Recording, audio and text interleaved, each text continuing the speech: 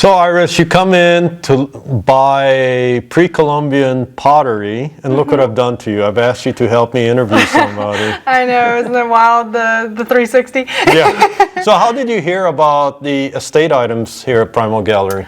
Well, I first heard about them actually from my mom, and she brought in the artwork. You know, we took a look around, we saw all of the art, and I am very interested in estate stuff, so I immediately went over there. And why do you have interest in estate items? I think my interest really lies in the fact that there's something so unique about them. I mean, you can't replicate everything, and it's really nice to see how things can continue through centuries. Yeah. Yes, sir. So what happened is the estate part of the business of Primal Gallery is a complementary business. I really want to be selling art. Oh yeah. Oh right? yeah. Do you know somebody here at Primal Gallery that we need to introduce? I think I might, and I think I know her pretty well. Yeah. And that would actually be my own mom. Benji Baker. Hey! So how did you find Primal Gallery? I actually was scrolling through the Nextdoor app because I like to see what's going on in town and, you know, catch up on local things. And an artist of yours, or maybe she wasn't an artist at the time of yours, but she was an artist in Dripping Springs. She had posted you had a soft opening for your gallery. And so I had seen that and said to my husband, take a look at this, we're going there. So we came in and checked everything out and just were fascinated with what you're doing over here. Well, good, Yeah. good. So tell me about your mom. Has she been doing art ever since you've known her? Oh yeah. I mean, she's done artsy stuff her entire life, from the modeling and drawing, and I know you do even a little bit of photography and everything, but I think the drawing has always been your main focus. So what's your choice of medium? I know what it is, but... Well, you know, it's funny because I always doodled as a kid, and I was always a drawer, not a painter. And a lot of that would be because of having pencils or crayons or colored pencils around. I didn't have paintbrushes or easels or things like that. And so whenever I was in art, school, I would take every art class so that I could try everything. So I could learn to paint or charcoal. And I guess just because of the constant drawing as a kid, I always leant toward charcoal or pastel, because there's an element of painting with that tool, but it's still drawing. It's not a liquid. It's still, I don't know what the word would be, but it's a substance where I can actually draw my drawings. And so I've always stuck with pastel. Favorite subject matter? I love animals. I tended to draw animals as a kid, and then I sort of ventured off of that to do some landscape, because I was trying to figure out sort of, what I really liked, drawing. And wherever I get inspiration, like when we first moved to Texas, I was really inspired by trees. I was inspired by live oak trees, just the majestic, shapes and everything of the trees and the hills. And so I kind of veered that direction. And really, I guess about 2020, started going back into animals again. And having spent so much time with animals, we have a ton of animals. We have horses and dogs and cats, and we have wild animals around. I just look at them. I just study them all the time. And so it was a way for me to just kind of take what I see daily and put it on paper. Right. And I realized after so many years, I really kind of see something in animals that I didn't see when I was a kid, I guess. So you had briefly mentioned model. Tell me about that. Oh, well, she can tell about her career way better than I can. That's a pretty big career, and you know all about it. It started, I was always a tomboy and not a very popular kid. Not unpopular, but just kind of a wallflower Were you personality. a Texas native? Kansas native. Oh, okay. Small town. And always riding horses, always collecting dogs that were strays on the streets, and into sports, because I have two other older brothers that were really into athletics. And we all drew. We all, always did things like that. Every one of us has some sort of creative deal. But anyway, I guess I was about 12 in the 6th grade, and a couple teachers of mine mentioned to my grandmother, just offhand, that, wow, your granddaughter is really maturing, and she's gotten very tall, and she looks like she might be able to model at some point someday.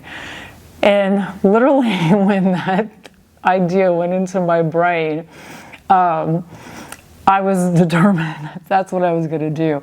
It was literally a seed planted. Now, I didn't know that was really a thing, but then when they put it into my brain, I kind of looked, and I looked at some magazines, and I watched some videos of models, and I sent a letter to Glamour magazine.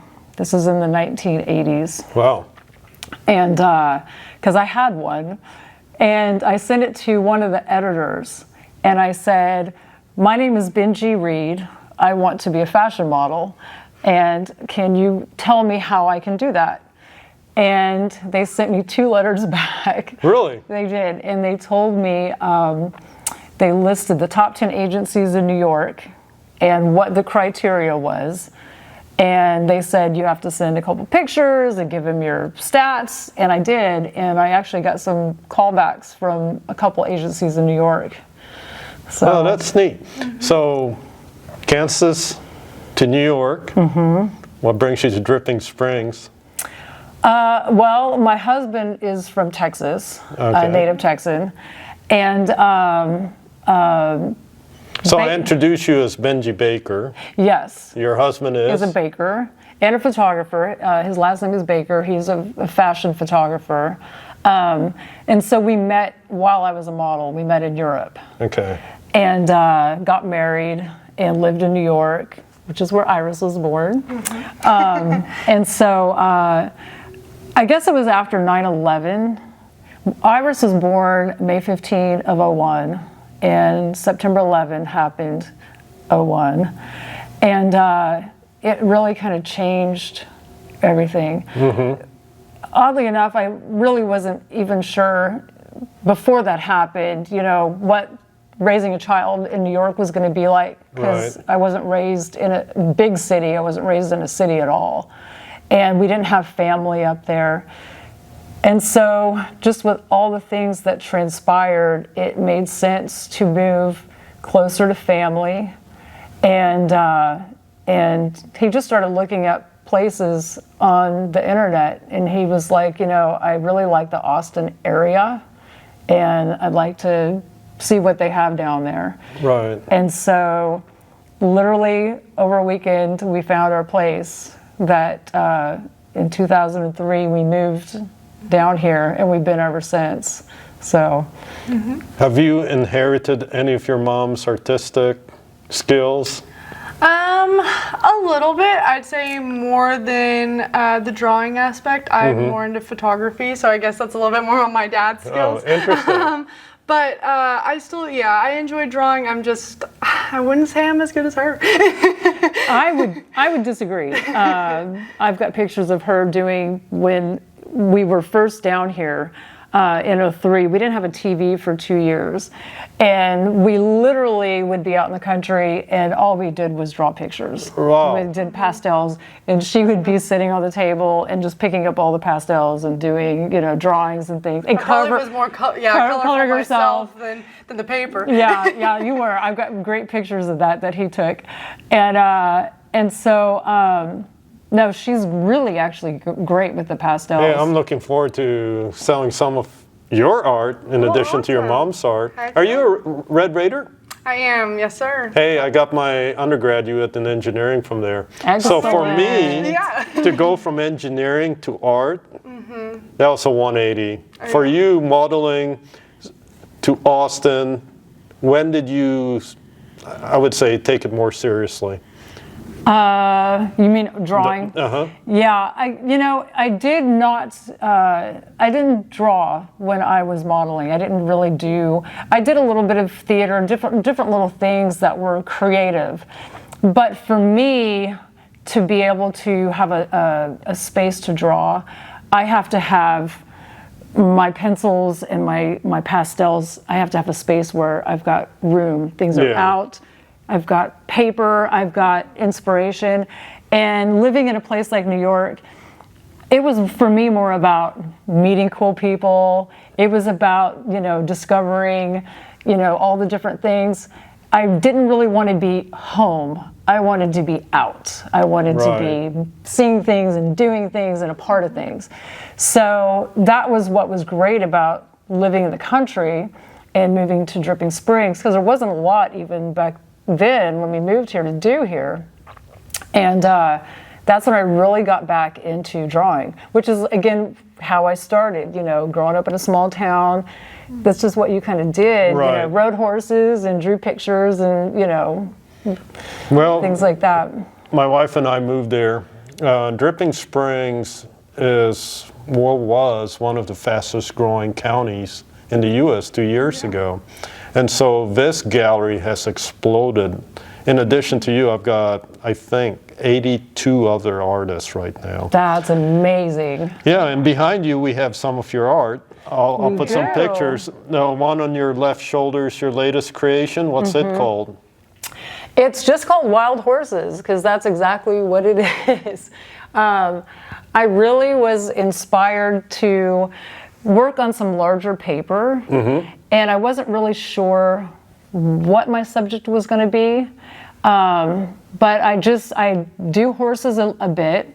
I'm around horses, I love horses, but I tend to draw a lot of pets and things like that, so I really wanted to try something a little different, working with a bigger paper, and incorporate my subject into a landscape, which is what I did. What I love about this one is I've done nightscapes before, but they're not, the tonalities and everything are not quite the same. So this one I actually really tried to challenge myself and get the tonalities very much, as correct as I could. And so I was very pleased with it. Well, and it looks like with all of your work you use, or not all of it, but a lot of it, you like to use dark colored paper. Is there a reason why you like to do that? I don't know why I tend to like the dark paper, but it is what my preference has always been. I've worked on light colored paper. I think part of it is the black paper that I use is a slick paper, as opposed to a lot of pastel paper has a texture to it. And so working with the pastels, I can layer and I can layer and I can layer to an extent. But it just, for me and how I like to bring a picture together, it just tends to work with that format and style for me. Iris, is this somebody you know here? That is, yeah, that is one of our very own family members. So, behind me, I've got a pheasant, and then there's a fox. I'm going to embed some of the close-ups of your artwork. All animals. Yep. People. Not all our animals. However, yeah, I do tend to use a lot of our animals. I'll carry a camera around and get videos and knowing their personalities and. I was gonna say, I think their personalities are inspirational in themselves. And I think on paper. And I think you captured them the way you do your art as well.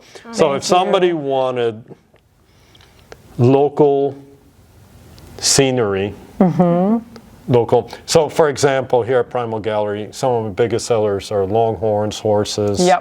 And you have a lot of that here. How many pieces do you have with me now?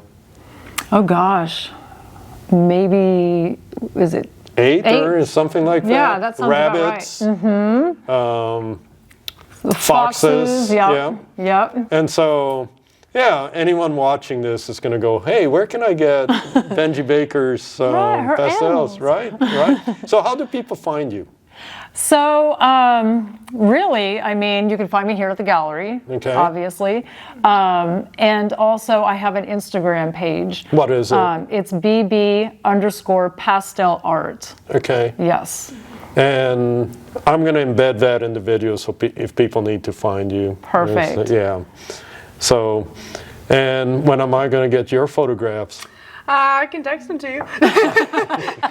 But I've got plenty She of has them, trust amazing me. photographs. I've Yeah. got tons.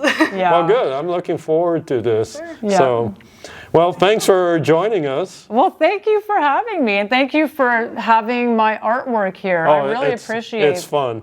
It's fun. One of the best things I can do or enjoy doing is when somebody buys a piece of art, is sending the artist a message, hey, I sold your piece. Yes. And if the buyer is willing, I will take their picture with it because it always makes my day, having the customer. Oh, yeah. So, but again, yeah.